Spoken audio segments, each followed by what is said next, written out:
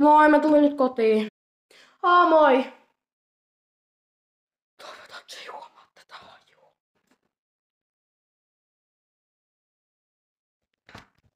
No, meppä sanoi Juusolle, että menee suihkuun, kun se haisee ihan hirveelle. Okei. Juuso, äiti sanoo, että sun...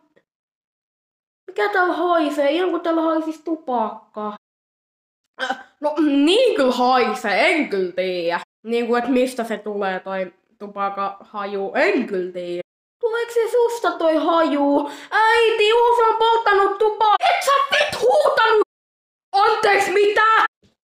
Tupakkaako sä oot polttanut? En oo polttanut. Mä en tiedä mistä se tupakan haju tulee. Äiti, usko! Ja mistäkään muualta se haju sitten vois tulla? Ai naapurista, jossa asuu Pekka.